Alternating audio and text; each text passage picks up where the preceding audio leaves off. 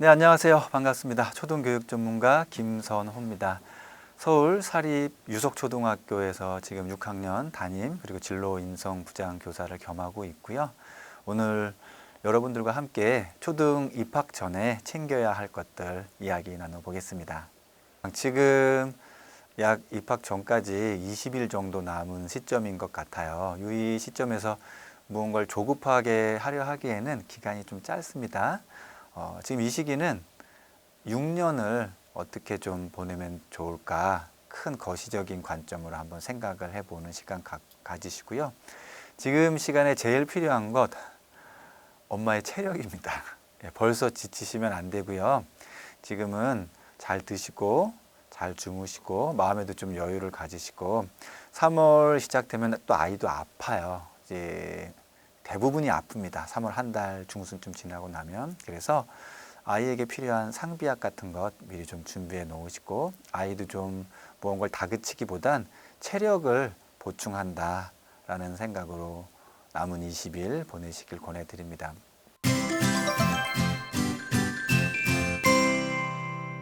네, 입학 전에 왕따나 이제 학교 폭력 관련해서 걱정들이 상당히 많으셔요. 그래서 그 부분에 대해서 이제 자녀에게 열심히 설명을 해 주시는데 저는 초등 입학 시기에는 왕따라는 단어 그리고 학교 폭력이라는 단어를 그냥 자녀에게 말씀해 주지 않으시기를 바라요. 이유는 이렇습니다.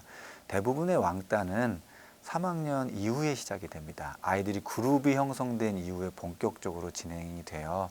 1학년 시기에는 보기에 왕따처럼 보일 수도 있지만 진짜 왕따가 아니라 그냥 각자 자기중심적인 사고로 각자 그냥 놀고 있는 거거든요.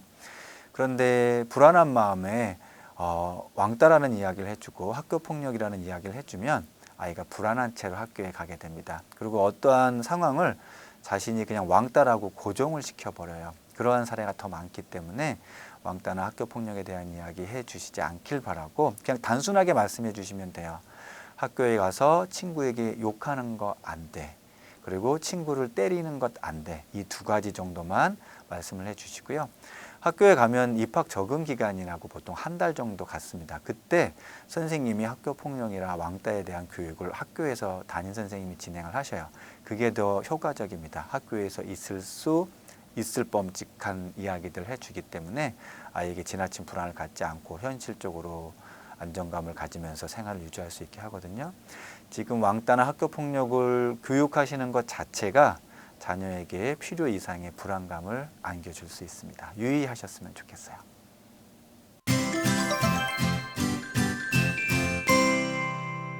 만약에 아직 한글을 전혀 모른다는 가정하에 떠듬떠듬 읽을 수 있는 정도, 그리고 숫자는 1의 자리 숫자, 덧셈 정도.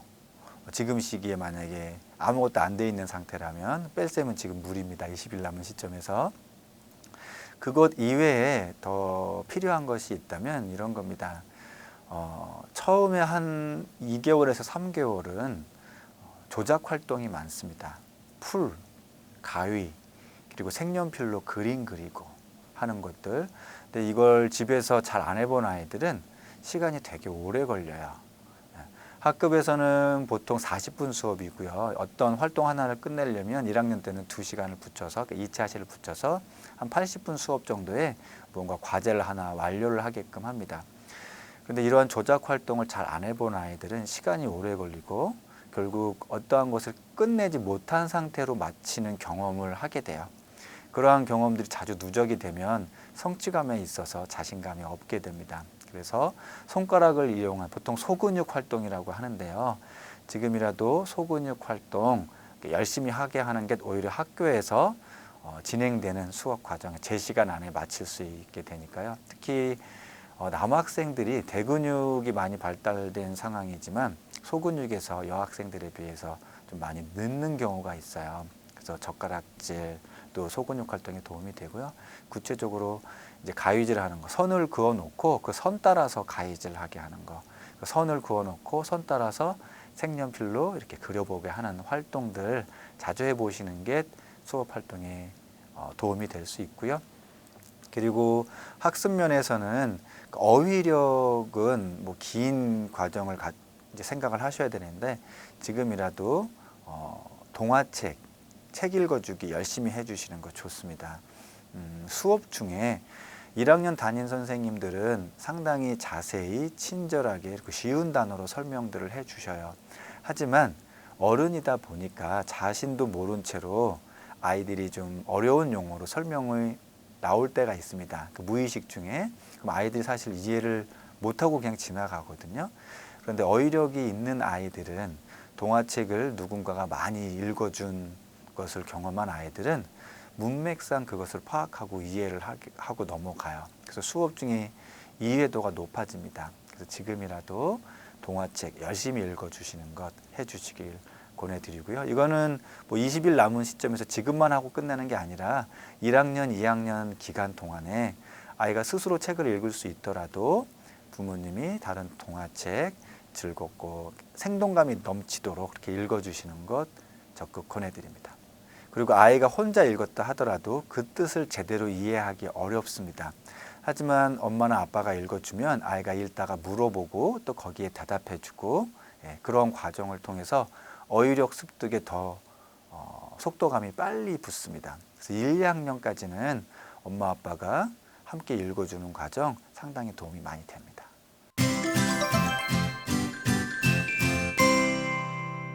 자, 지금 20일 동안 등하굣길 안전교육하는 건 너무 중요합니다. 대부분의 학교의 안전사고는 학교 안에서 이루어지는 것보단 등하굣길에, 여기서 안전사고는 생명과 직결될 정도의 안전사고를 말씀드리는 거예요.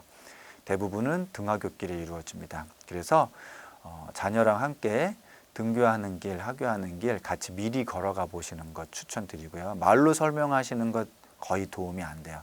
실제로 등교한다는 생각으로 연극 활동처럼 학교 가는 가방 매보고 그때 책가방에 책도 들어있을 걸 가정해서 그 정도 무게를 매보고 아이랑 함께 걸어가 보시고요. 걸어가면서 설명을 해주는 거예요. 자, 여기에 횡단보도가 있어. 이제 초록불이 되면 건너갈 거야.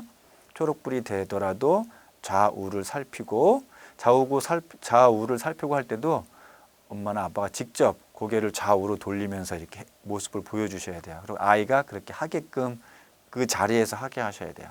그리고 손을 들고 건너가는 거야 하고 손 들고 건너가는 것 해보고요. 실제처럼. 또 중요한 것이 뭐냐면 학교 근처에 문방구나 편의점이 있을 거예요. 거길 같이 들러봐야 돼요. 들러서 직접 사보게 하세요. 연필도 사보게 하고 뭐 편의점에서 과자도 사 먹어보게 하고 그러면서 편의점에 계신 분, 문방구에 계신 분하고 인사를 나누게 하세요. 친숙하게 하는 겁니다. 이게 뭐냐면 실제로 아이에 대해서 안 좋은 일이 벌어졌을 때 편의점이나 문방구에 가서 도움을 요청할 수 있게 알려주는 거예요. 실제로 도움을 요청해서 도움을 받은 사례가 상당히 많아요. 학교에서도 그렇게 또 교육을 하고 있고요. 학교 앞에 문방구나 이제 편의점에는 그런 안전지킴이 스티커도 붙어 있는 경우도 있어요. 그리고 그러한 편의점 직원 중에서도 그런 교육을 받는 편의점에서 회사에서 자체로 직원 교육을 그런 교육도 시켜주고 있어요. 그래서 거기에 가면 도움을 받을 수 있다는 것도 미리 알려주시고 그러자면 미리 가서 얼굴도 좀 익혀놓고 뭐 또 사보기도 하고 하는 과정이 필요합니다. 이게 안전교육에 도움이 되고요. 또 하나 뭐냐면 길을 가다가 친구를 만날 걸 가정해서 이야기를 하는 거예요. 자, 도로 건너편에 친구가 있어. 어떡할 거니? 그럼 누구야? 라고 이렇게 부르겠죠. 부르지 않도록 하는 거예요. 부르면 그 친구가 달려올 수도 있거든요.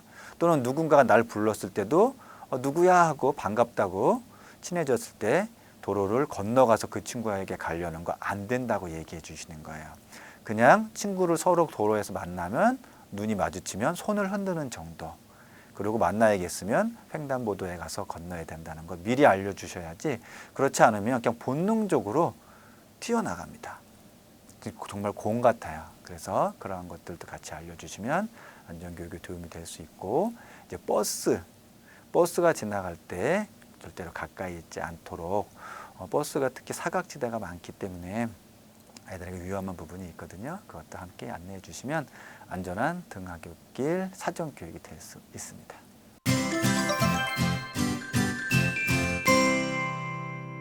학부모 단톡방에 대해서 말씀을 드릴게요. 공식적으로 학교에서 학부모 단톡방을 운영하지 않습니다. 예전에 정보 차원에서 내가 어떤 정보를 놓칠까 봐 학부모 단톡방에 들어가시는 경우가 많이 있는데, 그러한 불안들이 지금 대부분의 학교에서도 소통 창구가 있어요. 앱을 보통 사용하는데 뭐 이알미라든지 뭐 하이클래스, 뭐 스쿨존 등 학교마다 또 지역 교육청마다 이렇게 사용하는 것들이 좀 다르긴 한데, 그 앱을 깔아 놓으시면 이런 겁니다. 대부분의 공지사항이 너무 많아요. 1학년 시작되면. 그래서 그걸 놓치는 경우가 많은데, 그 학교에서 전자문서로 나아가는 공지사항만 매번 잘 확인하셔도 웬만한 것들 정보 놓치시는 경우 없습니다. 그냥 그렇게 하시고 단톡방 꼭 들어가지 않아도 된다. 그렇게 저는 오히려 꼭이 아니라 불안하실 필요 없다고 말씀을 드리고요. 오히려 단톡방에서 학부모들 간에 어떤 다툼이나 문제 상황이 벌어지는 게 더 많아요. 학급 대표가 아님에도 불구하고 마치 학급 대표인 것처럼 해서 단톡방을 열어가지고 그 안에서 뭐 다른 학생에 대한 비방을 한다든지 어떤 안 좋은 소문을 낸다든지 그런 것 때문에 뭐 민사나 형사로 이렇게 가는 경우들도 있고요. 그리고 거기서 돈을 모금하는 경우도 있어요. 마치 어떤 공동구매처럼 학교 생활하는데 이런 게 지금 우리 학교에서는 필요하다더라 하면서 공동구매를 유도하는 경우도 있고요. 어떠한 경우든지 학교에서는 학교의 행정 시스템을 통하지 않고서는 돈을 이렇게 수금을 하지 않습니다. 그거 꼭 유의하시고, 어디서 뭘 사야 된다더라 하면서 카톡방에서 이렇게 운영해서 물건을 사게 하는 것 하시지 않도록 바라고요. 그러니까 이런 경우는 있어요. 내가 학부모 단체 활동을 하고 싶어. 그럼 뭐 녹색 어머니나 뭐 급식 모니터링이라든지 그런 단체 활동을 하는데, 단체 활동을 하면서 거기서 우리 톡을 하나 열어가지고 누가 언제 오게 되는지 뭐 순서도 좀 짜야 되고 하는 부분에 좀 뭐가 필요해요 하면 그때 열려 있는 단톡방은 필요하겠죠. 그 정도로 이렇게 참여하시는 걸 좀 권해드리고요. 일부러 단톡방을 만들어서 누군가가 대표가 아닌데 좀 이렇게 합시다 해서 하는 거에는 권해드리지 않아요. 자연스럽게 이제 같은 아파트에 사는데 우리 학급 아이 누가 이제 학부모를 만났어요. 그러면 전화번호 정도 주고받고 급하게 정말 뭐가 필요한지 모를 때 이제 우리 아이가 잘 못 듣고 왔을 때 대비해서 전화 연락할 수 있는 정도, 그 정도만 가지고 계시면 좋고요. 학급 소통 창구 다 있습니다. 학급에서 담임과도 소통 창구 있으니까 그걸 통해서 낮 시간대에 연락하시면 됩니다.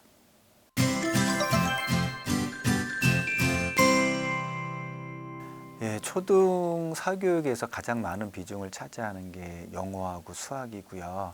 특히 영어 같은 경우는 이제 3학년부터 하기 때문에 이제 1학년부터 해둬야 된다 해서 1학년부터 영어 교육, 사교육을 많이들 하셔요. 이제 그 와중에 지금 이제 어휘력이 문제다 해서 이제 국어도 차츰 늘어나가고 있는 상황이고요. 학원을 언제부터 가야 할지는 아이들마다 달라요. 그리고 가야 되는 아이도 있고 갈 필요가 없는 아이도 있어요. 저는 이렇게 말씀을 드립니다. 영어든 수학이든 국어든 그냥 학습은 지금부터 시작하는 거예요. 예, 어느 시기부터 한다가 아니라 지금부터 하는데, 그럼 지금 어떻게 할 것인가. 가정에서 엄마든 아빠든 누가 시간 내기가 정말 어렵거든요. 시간을 내서 해줄 수 있다 하면, 아 그래, 우리는 시간을 내서 누가 해줄 거야. 그럼 어떤 교재를 사용할 것이냐, 뭐 주말마다 오는 이렇게 학습지처럼 한 장씩 오는 학습지처럼 할 거냐, 아니면 문제집을 놓고 할 거냐, 그런 것들 고민해 보시고, 아니야 우리는 지금 집에서 누가 해주기가 어려워, 그러면 뭐 학원에 보낼 수밖에 없겠죠. 학원이든 아니면 뭐 공부방이 될 수도 있고, 그러한 과정을 몇 학년부터는 학원을 보내야 된다 안 보내야 된다가 아니고요. 공부는 지금부터 시작한다. 우리 아이의 수준에 맞게 한 발자국 앞서서 나간다. 그때 학원이 필요하면 학원을 갈 수 있는 거고요. 이게 가정 환경에 따라 다 다르기 때문에 학원을 안 가고도 엄마표 학습으로 하겠다. 가능합니다. 이런 것만 하지 말라고 말씀드려요. 1, 2학년 때 노는 거야. 3학년부터 하자 하고 1, 2학년 때 아예 그냥 학습을 생각을 안 하고 계시거든요. 3학년 가서 부랴부랴 뭘 하려고 하면 이미 마음이 불안해지셔요. 그리고 성급하게 하시는 경우가 있습니다. 그래서 그것만 하시지 말면 않으면 됩니다. 공부는, 학습은, 배우는 것은 그냥 지금부터입니다.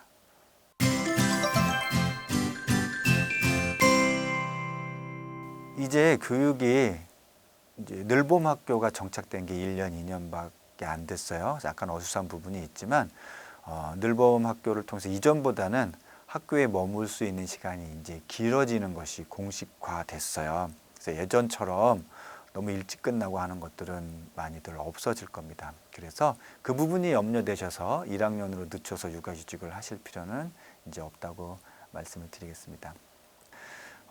육아휴직은 사실 나이가 어릴수록 더 도움이 돼요. 그래서 뭐 태어나자마자 바로 육아휴직을 하실 수 있으면 육아휴직을 하시고요. 뭐 1년 쓰실 수 있으면 1년 쓰시고 2년 쓰실 수 있으면 2년 쓰시면 됩니다. 요즘엔 또 아빠도 육아휴직을 할 수 있는 직장들도 있기 때문에 엄마 아빠가 번갈아 가면서 하는 것 권장을 드려요. 근데 굳이 이걸 초등 입학에 맞춰서 육아휴직을 늦게 하실 필요는 없다. 사용하실 수 있을 때 저는 빨리 사용을 하시고 아이가 함께 있는 시간이 필요한 건 어릴수록 함께 있는 시간이 필요하고 아이 발달 과정상 또 정서상 도움이 되는 부분들이 많아요. 함께 놀아주는 시간이 많을수록 그냥 아이에게 좋다고 생각하시면 됩니다. 자, 근데 지금까지 사용을 하지 않았다. 근데 1학년이나 2학년 때 사용할 수 있다. 예, 사용하셔도 됩니다. 단 이런 게 있어요. 이게 육아휴직을 해도 경력상 내가 머무는 회사에서 내가 원하는 어떤 커리어를 쌓기에 좀 지장이 있다고 하시면 저는 깊이 고민을 하고 하시라고 말씀을 드려요. 왜냐하면 함께 있는 시간이 중요하긴 하나 학년이 올라갈수록 특히 고학년이 되면 아이들의 경우 엄마든 아빠든 자신의 역량을 펼치면서 어떤 전문가적인 역량을 펼치고 있기를 바라요. 그리고 그러한 모습을 보면서 자기도 롤 모델로 생각하고 독립적인 개체로 무언가를 해나가는 동기와 자극을 얻어요. 그런 면에서 고민을 한번 해보시고 아예 육아휴직이 아니라 그냥 직장을 그만두는 건 어떨까라고 생각하시는 분도 계시는데 그건 권해드리지 않아요. 내가 직장 생활을 할 수 있고 그걸 통해서 나의 어떤 개인적인 성취감을 누릴 수 있으신 분이라면 그냥 직장 생활 하시고요. 중간에 연차나 반차를 내시면 돼요. 공개 수업 때, 학부모 상담 때, 그리고 뭐 운동의 날 이렇게 3번 정도 연차나 반차를 내셔서 아이와 함께하는 시간 가지시고요.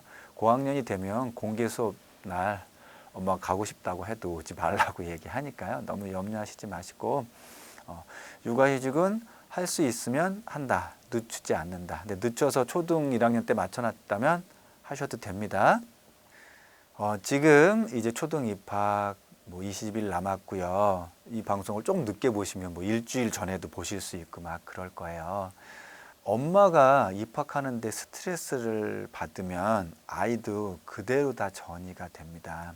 그래서 안정감 있는 모습으로 돌아가는 것, 정서적으로 불안감 없이 돌아가는 게 너무 중요한데 그러자면 엄마 아빠의 기억을 소환해 주시는 것도 좋아요. 엄마 아빠가 초등 시기에 행복했던 기억, 예를 들면 뭐 소풍을 갔었다거나 운동했다라거나 뭐 친구들과 어떻게 놀았다라는 그런 즐거웠던 기억. 선생님 저는 힘들었던 게 더 많은데요. 뭐 그럴 수 있죠. 그렇다 하더라도 즐거운 기억들 한두 가지씩 있으실 거예요. 그런 것들을 자녀에게 스토리텔링처럼 얘기해 주시면 돼요. 그럼 아이가 그걸 이미지화해서 떠올립니다. 그럼 직접 체험한 것처럼 느껴요. 그 상황에서 학교를 가게 하면 아이도 그걸 경험 삼아서 친구랑 논다거나 어떠한 기대감을 갖게 됩니다. 그러면 아이도 불안감을 낮은 상태로 학교에 입학할 수 있어요. 불안감보다는 기대감을 안고 가는 게 훨씬 더 좋습니다. 그러자면 남은 시기 행복했던 기억에 대한 기억들 나눠주시고요. 학부모라는 이름을 가지기 전에 유일한 시간이에요. 그래서 자녀 가방도 한번 사러 같이 가보시고 문방구도 같이 가보는 그러한 추억을 만들 수 있는 유일한 시기거든요. 그 시기를 행복하게 누리면서 이 시간을 보내셨으면 좋겠습니다. 함께 해주셔서 너무 감사드립니다. 그리고 우리 자녀들의 입학을 응원드립니다. 축하합니다.